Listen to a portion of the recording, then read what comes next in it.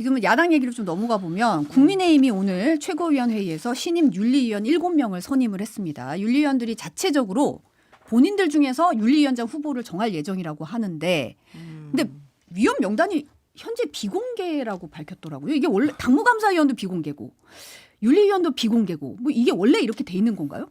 보통 그렇지 않죠. 다 공개돼 있어요. 예, 그리고 위원장 누군지 위원 누군지 모두 다 압니다. 근데 이제 이름을 알리고 결정을 하기가 힘든 그런 그런 상황인가 보죠. 그런 상황인 것 같고 윤리위원장도 제가 이야기를 듣기로는 제가 아는 법조인분 중에 윤리위원장 제의를 받고 거부를 하신 분도 있어요. 하필은 저랑 되게 친한 분이셔서. 네. 그래서 제가 그랬어요. 그냥. 하시지. 저랑 친한 거 아무도 모를 텐데 하시지 그냥. 제가 그러면서 그랬는데 그래서 그런 케이스들도 있고 그래서 이게 진짜 지금 보면 우리 당의 윤리위원회 이런 상황들이 오늘 아침에 조선일보가 사설로 장동혁 대표의 최측근의 실명을 지적하면서 사설에서 저는 사설에서 실명이 지적되는 사설은 거의 잘 못 본 것 같습니다. 그것도 이런 정치적인 해석에 있어서 사설로 이야기를 하면서 장동혁 대표와 현재 지도부가 지금 잘못된 방향으로 가고 있다라고 이야기를 하고 있습니다. 민주당의 지금 내용에 대해서 제가 이야기하지만 우리 당도 만만치가 않은 상황이긴 하지만 합리적인 방향으로 이게 고쳐내기 위해서 언론들도 같이 나서고 있으니까요. 그런 부분들 좀 지켜봐 주시면 좋을 것 같습니다. 근데 사실 이제 명단이 비공개되다 보니까 도대체 누구길래 왜냐하면 윤리위원장이 누가 되느냐가 굉장히 지금 중요하죠. 특히 한동훈 전 대표 같은 경우는 굉장히 중요하게 지금 걸려 있는 게 많은데 지금 이 와중에 윤리위원장 누가 될까 막 하마평이 막 거릴 타선이 없다 이런 얘기가 나왔었는데 정작 윤리위원 명단이 비공개되다 보니까 혹시 들은 얘기 없으세요? 글쎄요, 제가 들은 이야기를 이건 비공개이기 때문에 공개할 수는 없는 거고 사실 최고위원회도 그렇고 다 저기를 하니까 근데 비공개는 비공개인 거고요. 네.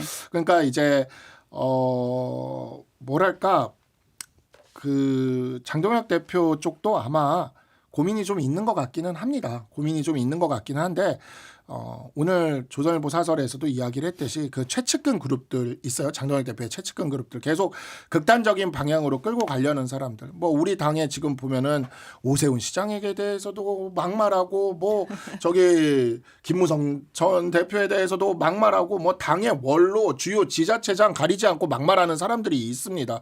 정말 오늘 사설에서 조선일보 사설에서 그 실명 언급되신 그분은 88년생인데 이제 오세훈 시장이 60몇 년생이실 거예요. 아무리 저기라다 해도 유튜브 방송이었지만 나와서 네가 이러면서 그랬거든요. 그래가지고 이러한 부분들이 굉장히 지금 그러는데 이런 부분들에 대해서 보수 정치 세력이 계속 이렇게 가야 되는가에 대한 그 우려의 목소리들이 점점 늘고 결집되고 있어요. 그렇기 때문에 장동혁 대표가 그냥 끝까지 마이웨이를 할 수 있을지는 그거는 알 수 없습니다. 장해찬 부원장이 SNS에 조선일보 사설에 또 제 이름이 등장했다. 그래 맞아요. 근데 또 참지 않아요. 다만 사설을 쓰는 조선일보 논설위원들께 매번 누구를 가르치기 전에 자신부터 돌아보라는 말씀도 드린다라면서 또 대꾸를 했더라고요. 장해찬 부원장의 최대 문제점은 뭐냐면 장해찬 부원장이 오세훈 시장을 굉장히 극디라는 발언을 하고 네가라고 얘기하고 지금 그러고 있는데 장해찬 부원장의 여의도 연구원이 서울시장 경선에 여론조사하는 기관이에요. 그렇죠. 그러면 서울시장 후보에 오세훈 시장이 안 나올 거냐? 근데 여론조사하는 기관의 부원장이 그런 식으로 당의 유력 후보에 대해서 그런 식으로 발언을 하는 게 적절한가?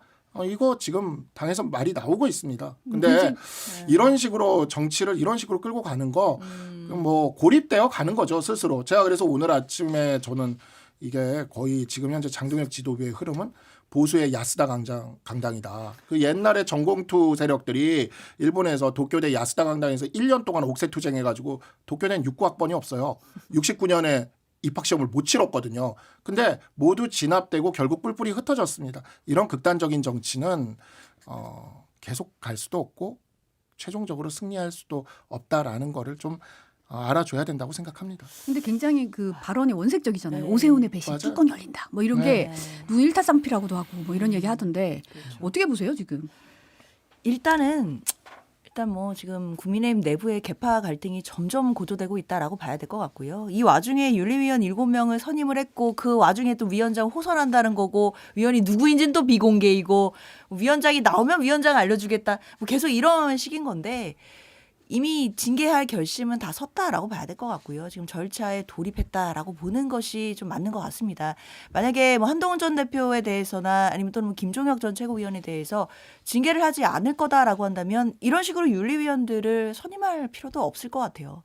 근데 지금 이미 선임이 됐고 아마 조만간에 첫 회의를 하게 되면 위원장이 선임이 될 거고 그럼 위원장 정도는 아마 공개를 할 것 같다라는 생각이 드는데 그렇다라고 하면 사실 윤리위원회에서는 1월 안으로도 뭐 마음만 먹으면 징계 결과를 발표할 수 있는 상황이기 때문에 그렇다면 장동혁 대표를 포함한 이제 지도부 일부에서는 이제 한동훈 전 대표에 대한 어떤 징계에 대해서는 이미 결심이 선 것 아니겠느냐 이렇게 봐야 될 것 같습니다. 오늘 김도읍 정책위 의장이 사퇴를 했죠. 네. 그러니까 이제 장동혁호라는 이 지도부가 물론 김도읍 정책위 의장은 뭐 쇄신안에 대해서 이렇게 물꼬를 터주기 위한 것이다라고 얘기는 했지만 김도읍 정책위 의장이 그냥 물러났다고 볼 수는 없습니다. 그리고 우리 당의 분위기가 그냥 지금 이렇게 장동혁 대표나 그 주변에 있는 이런 그 강경한 아주 정말 그런 사람들의 목소리대로 글쎄요 끌고 가기에는 우리 당이 너무 커요.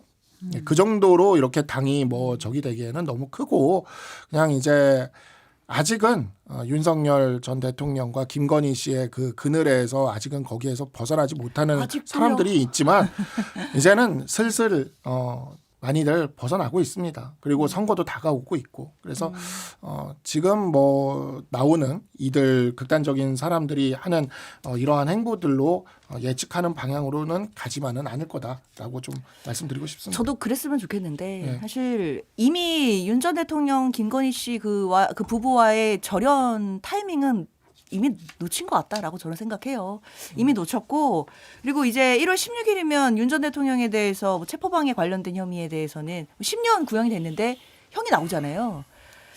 이미 그때 되면은 정말로 이제 돌아올 수 없는 강을 건널 텐데 국민의힘이 사죄, 뭐 반성, 그다음에 윤 전 대통령과의 절연 이걸 해야 되는 기회는 국민들이 그동안 너무 많이 주셨거든요. 많이 기다려 주셨고 그러나 이미 그 시기는 다 저는 놓쳤다고 생각합니다. 그래서 1월 중순에 윤 전 대통령에 대해서 형이 나올 거고 그리고 뭐 1월 내내 지금 김건희 씨에 대해서도 형이 나올 거고 그리고 내란 재판도 1월에 결심하면 구형이 있을 거거든요. 이런 과정들을 국민의힘이 오롯이 다 지금 겪어야 될 텐데 윤 전 대통령과의 절연도 안 된 상태에서 이걸 어떻게 맞을 생각인 건지 저는 좀 의아하기도 하고요. 그리고 말씀 주신 것처럼 지금 김도우 정책위 의장이 사의를 표명했는데 이게 날짜를 보니까 지난달 30일에 사의 표명했다고 하더라고요. 그날이 이제 계엄과 겸 관련해서 사과한 거죠. 기습 사과를 했던 갑자기 이제 사과를 했던 그날이었는데 그날 사의 표명을 했다?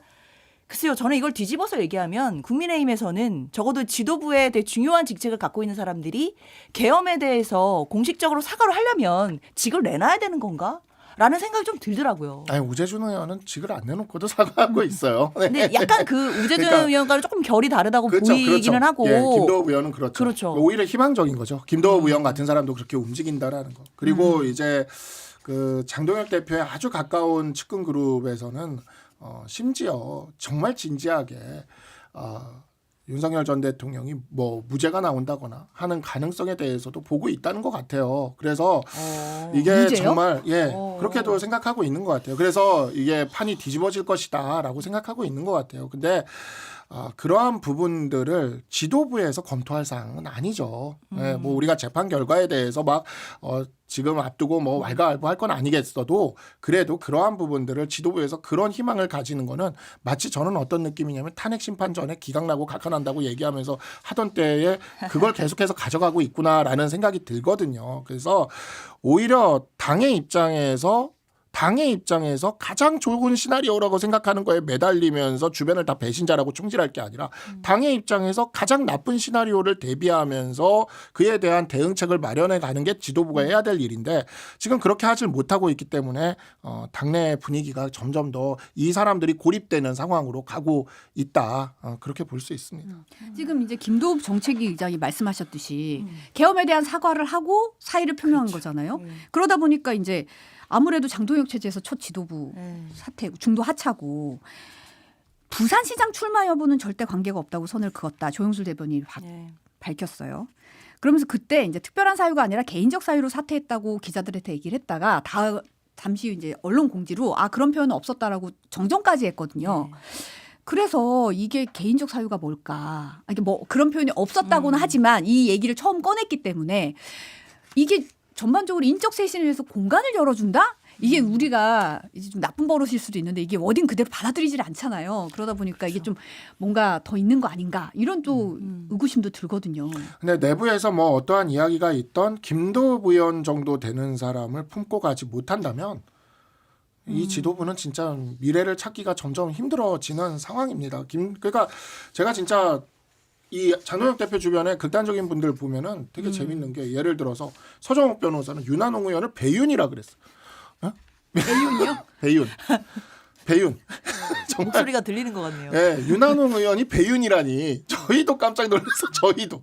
네, 그러니까 배윤이라 그러고 권영진 의원에 대해서 권영진 의원이 당시 시도지사 협의회 회장할 때 이재명 대통령에 대해서 시도지사 협의회 회장으로서 탄원서 올려준 적이 있거든요. 그거를 장해찬 부원장이 꺼내면서 권영진 의원을 완전히 뭐 굉장히 또 극단적으로 비난하고, 그러니까 그런 식으로 뭐 권영진 의원, 뭐 윤한홍 의원, 뭐 김도읍 의원도 이렇게 이제 떠나가는 거. 이게 차근차근 이렇게 다 떠나고 나면 누가 남을까요? 저는 모르겠어요. 김병기 원내대표가 청탁한 경찰의 친윤 의원이 남을까요?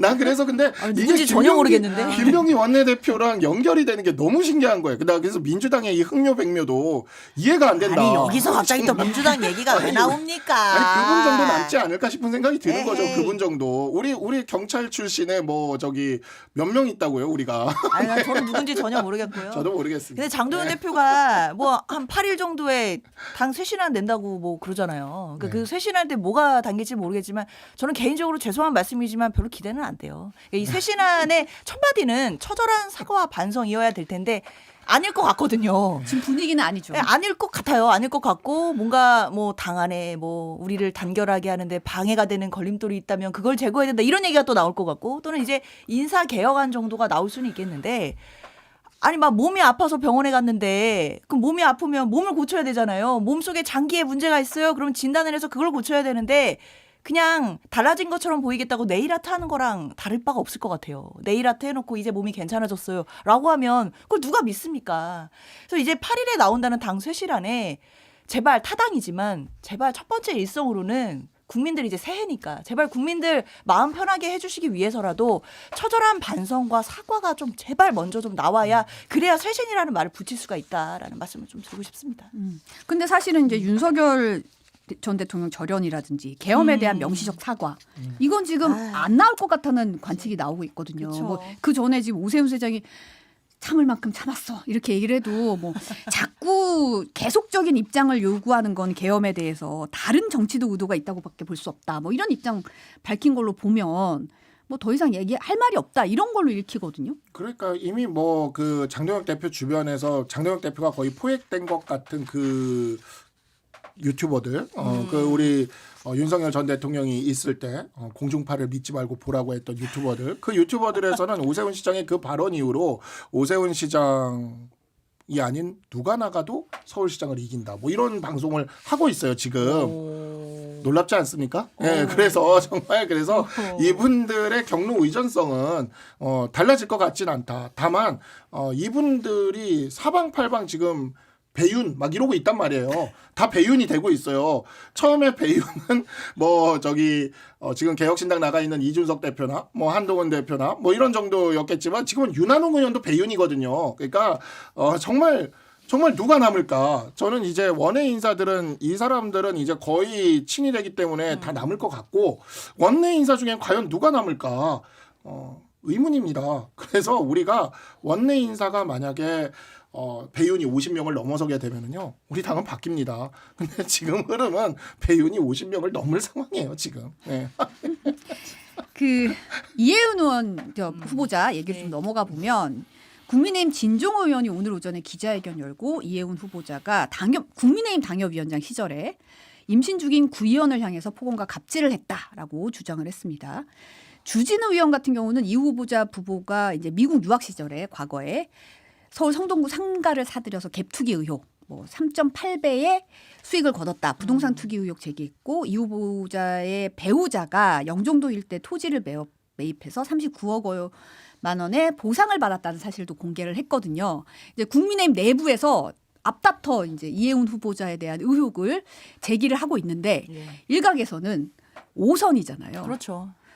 그러면은 당내 검증은 어떻게 통과한 거지?라는 이제 얘기도 좀 나오고 있더라고요. 그러니까 5번 공천을 받았다 뭐 이런 거죠. 그러니까 보수 진영에서 그동안 그렇게 수차례에 걸쳐서 여러 차례 공천을 받았는데 그러면은 국민의힘에서는 물론 국민의힘 전신의 당들도 있지만 보수 진영에서는 이해운 후보자에 대해서 왜 그럼 그동안 그렇게 공천을 주고 좋은 자리에 보냈나 이제 이런 의문을 당연히 이거는 뭐 정파를 떠나서 또 중도에 계신 국민들도 그 생각을 하실 것 같아요.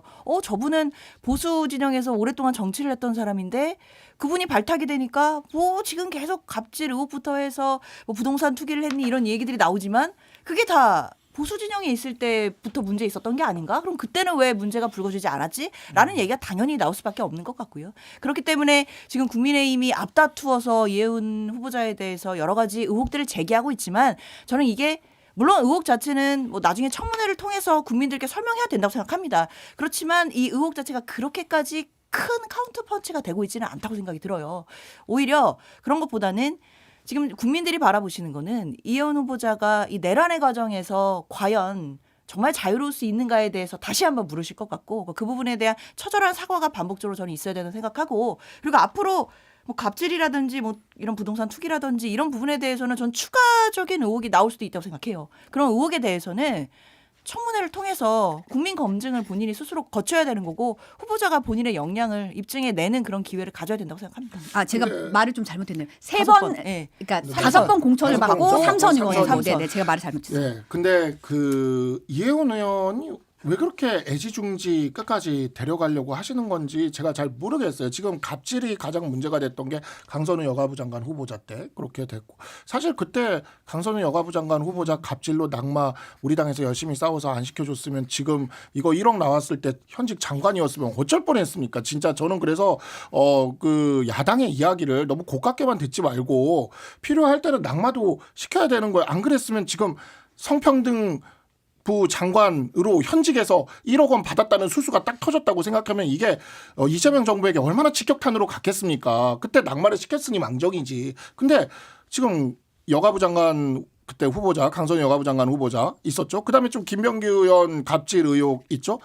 이해운 의원의 그 녹취는 정말 약간 직장에서 이런 데 갑질 당해보신 분들은 그 녹취 들을 때마다 트라우마가 켜지지 않을까요? 전 그 야는 정말 예, 진짜 뭐라고 얘기하기가 참 힘든데 예, 그래서 이러한 부분들에 있어서 왜 이해운 의원만 살려주세요 한다고 살려주려 하는지 모르겠는 거예요. 강선우 의원도 살려주세요 했잖아요. 물론 거기서 한 건 아니지만, 예, 근데 지금 이해운 의원도 살려주세요를 했다는 보도가 지금 나오고 있지 않습니까? 네, 예. 본인은 안 했다. 물론 본인은 네, 아니라고 본인은 안 했- 했다고 본인은 하죠. 아니라고 네, 하고. 본인은 아니라고 하죠. 지금 근데 보도가 나오고 있어요. 근데 아니 어쨌든 그건 저기 하니까 왜 이해원 의원만 이렇게 죽어라 살려주려고 하는 거예요? 아 근데 그런 건- 질문은 예. 국민의힘에서는 그래서 어떻게 공천을 받았냐 이 얘기잖아요. 네. 사실은 질문은. 그러니까 뭐, 그러니까 이 갑질 의혹이 사실은 이제 강훈식 비서실장이 오늘 아침 라디오에 나와서 이 부분은 검증에 잘 잡히지 않은 내용이었다. 뭐 발언 같은 건 우리가 검증을 했고 네. 본인이 진정한 사과를 하겠다고 해서 이제 했는데 이게 갑질 부분은 우리 당 내에서 이제 뭔가 우리 그 검증 과정에 잡히지 않았다. 그리고 사실은 제명 조치 나오니까 그래 이렇게까지 많이 반발할 줄 몰랐다. 뭐 이런 얘기를 했거든요. 그러면서 이제 청문회 과정 보겠다. 청문회까지 가겠다는 의지를 밝혔는데 그 얘기는 사실은 국민의힘 내부에서는 이분의 갑질, 뭐 김재현 최고위원도 나도 뭐 알고 있었다 뭐 이런 얘기 하시는 걸 보면 그럼 어떻게 국민의힘에서는 공천 과정을 이렇게 계속 통과를 했냐 이런 의문이 든다. 이거를 지금 얘기하는 거잖아요. 정부 여당에서 인사 검증을 하면서도 못 찾아내는 거면 뭐 우리도 공천 과정에서 못 찾을 수도 있죠. 인사 검증 얼마나 치밀하게 합니까? 국가 정보기관도 다 동원될 수가 있는 건데. 근데 이제 어쨌든 우리가 그런 부분에 있어서 공천을 잘못한 게 있다면 뭐 우리 당도 사과를 할 거는 해야겠죠. 근데 굳이 그게 지금 다 만천하에 녹취까지 다 나왔는데 강선우 의원 때는 그렇게 낙마를 시켰던 걸 생각을 하면 그럼에도 불구하고 이해운 의원을 그것도 심지어 이해운 의원은 윤호개인을 센터에서 외친 분 아닙니까? 왜 이렇게까지 살리려고 하는지 저는 그걸 모르겠어요. 도대체 왜 이렇게까지 살리려는 것. 세상에 경제 전문가가 이혜원 후보자만 있는 건 아니잖아요. 아니 근데 뭐 이렇게까지 살리려고 한다 뭐 이런 취지는 아닌 것 같고 일단 대통령의 인사권이 존중돼야 된다라는 것은 당연히 1순위인 것 같아요. 일단 대통령이 이런 인사를 한다는 뜻이 있고 그리고 국민들에게 보여주는 그 통합의 메시지는 정말 강력합니다. 이것 자체가 굉장히 또 충격파가 있었던 것도 맞거든요. 그리고 대통령이 스스로 이것도 도전이다라고 인식한다라는 것도 굉장히 많은 또 의미의 울림도 있어요. 저는 개인적으로 그렇게 생각해요. 그래서 인사권은 존중돼야 되고 다만 이 후보자에게 있어서 여러 가지 의혹들이 나오는 부분에 있어서는 청문회 때 본인 역량으로 국민 검증을 통과해야 된다라는 것일 것 같고 그리고 또 강훈식 비서실장이 얘기하는 것처럼 뭐 국민의힘에서 이렇게 반발을 이렇게 심하게 할 줄을 몰랐다라든지 또는 갑질 부분 같은 경우에는 저는 오히려 보수 진영에서 더 잘 알고 있었을 거라고 생각이 들어요. 만약에 그 보좌진들에게 그런 게 계속 일상적으로 반복이 됐었다라고 한다면 보좌진들 사이에서도 그런 얘기들이 공유됐을 수도 있고 그 안에서 소문이 있었을 수도 있죠. 그러니까 그거는 오히려 보수 진영에서 있을 수는 있겠지만 사실 여권 내부에서는 잘 몰랐을 수도 있는 부분이 있거든요. 그리고 이런 부분들을 만약에 대통령실이 임사검증에서 왜 못 걸렀냐라고 하지만 사실은 평판조회 같은 걸 해볼 수는 있겠지만 이걸 야권의 평판조회를 돌려보기가 저는 개인적으로 어려운 상황이었을 것 같다는 생각이 들어요. 이게 굉장히 보안 유지가 좀 필요했던 상황인 건 분명하잖아요. 사실은 대통령실에서 어떤 인사검증을 할 때 보안 유지를 항상 철저히 하지만 특히나 이혜원 후보자에 대해서는 더더욱 좀 그랬을 것 같아요. 그래서 야권이나 이런 데 좀 평판조회나 이런 부분들로 좀 어려운 부분들이 있었을 것 같고 그렇기 때문에 왜 대통령실에서 또는 정부에서 인사검증을 이렇게 헐겁게 했냐라는 차원이 아니라 현실적으로 갑질이라든지 이런 부분들은 걸러내기가 좀 어려웠던 부분들이 있는데 오히려 이런 부분들은 보수 진영에서 그동안 거르지 못한 상태로 이혜원 후보자가 계속해서 정치 행보를 보여왔던 것 이 부분에 대해서 저는 국민의힘이 더 설명해야 되는 거 아닌가라고 생각합니다.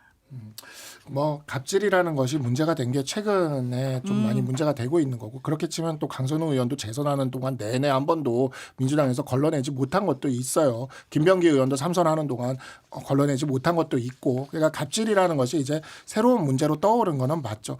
근데 저는 이혜원 후보자를 임명하는 게 모르겠습니다. 제가 타당의 지지자들이나 타당의 그 분들의 입장까지 제가 저기 하진 몰라도 좀 많은 분들이 자괴감을 많이 느낄 것 같아요. 왜냐하면 민주당은 지금까지 예를 들어서 노노재팬하고 그럴 때 보면은 친일파를 그렇게 능력 있다고 등용하는 것에 대해서 굉장히 많은 비판을 해왔고 그 다음에 이제 과거에 독재 세력에 대해서 부역했던 사람들에 대해서 또 역시 등용했던 것에 대해서 굉장히 많은 비판을 해왔던 것이 민주당이에요. 그리고 민주당 지지자들은 그에 대해서 굉장히 그 자부심들을 갖고 있었고 그래서 제가 이 당에 몸을 담고 있는 게 그런 어떤 도덕적 정당성으로서 굉장히 그런 부분에서 도덕적 우위로서 이렇게 뭐 댓글이나 이런 데서도 저에 대한 비판도 해주시고 그러던 분들인데 이분들한테 윤호개인 센터를 받아들여라. 이 도전을 받아들여라. 이것은 아주 중대한 도전이다. 이렇게 얘기해버리면 유능한 친일파의 등용도 중대한 도전이지 않았을까요? 국가가 새로 세워지는 과정에서 이분들이 그걸 받아들일 수 있겠냐는 거예요. 근데 그렇게까지 해가면서 해야 될 이혜원 후보자의 무슨 실익이 있어요? 그러니까 세상의 경제 전문가가 지금이 무슨 뭐 해방 직후라서 해방 직후는 사실요. 예를 들어서 유진호 박사 같은 사람이 우리나라 헌법 초안을 만들었는데 유진호 박사 같은 헌법 전문가는 그 사람밖에 없었어요. 그렇잖아요. 그러니까 그런 어찌 보면 그런 의혹들이 있어도 우리는 쓸 수밖에 없는 그런 상황들이 있었죠. 근데 지금 그런 상황이냐고. 경제학 박사만 몇 명입니까? KDI 연구원만 몇 명이에요. 근데 왜 이혜원 후보자를 이렇게 지지자들의 어떤 자존감까지 다 이렇게 무너뜨려가면서 어떻게든 장관으로 만들겠다는 이해가 안 되는 거예요. 그러니까 대통령의 뜻은 그런 것 같아요. 그러니까 말씀 주신 것처럼 당연히 민주당 내부에서도 그리고 지지자분들께서도 상처 받으신 분들이 많이 있습니다. 사람이 이렇게 없냐. 진보 진영에도 훌륭한 전문가들이 많은데 굳이 이렇게 했어야만 했냐. 내란 동조 세력 아니냐. 뭐 이렇게 말씀 주시고 비판 주시고 상처 받으신 분들도 분명히 있습니다. 대통령이 이걸 몰랐을 리는 없다고 생각해요. 그러니까 그런 지지자들이 받는 상처까지도 생각을 해서 그렇지만 이걸 넘어서는 또 대통령으로서 모두의 대통령이 돼야 된다. 통합을 해야 된다라는 부분에 더 큰 방점을 찍은 것이라고 봐야 될 것 같고요. 이재명 대통령이 대선 때부터 이야기했던 통합 그리고 실용 이런 메시지가 분명히 있기 때문에 전문가라면 그리고 능력이 있다라고 한다면 뭐 어떤 출신을 보지 않겠다라는 것이 저는 큰 뜻이라고 보이거든요. 사실 이번에 청문회를 만약에 통과를 해서 최종적으로 임명이 된다라고 한다면 이건 또 한국 역사에서 또 남을 만한 그런 또 통합 인사, 또 탕평 인사가 될 수 있는 또 그런 부분들이 있습니다. 또 그 과정에서 과연 이제 정부 여당으로서는 우리 지지자들이 상처받으신 부분들을 어떻게 보듬어낼지 이런 부분들은 당연히 세밀하게 고민해야 된다고 생각합니다. 네, 오늘은 여기까지 듣겠습니다. 박상수 국민의힘 전 대변인, 장현주 더불어민주당 부대변인과 함께했습니다. 두 분 감사합니다. 고맙습니다. 고맙습니다.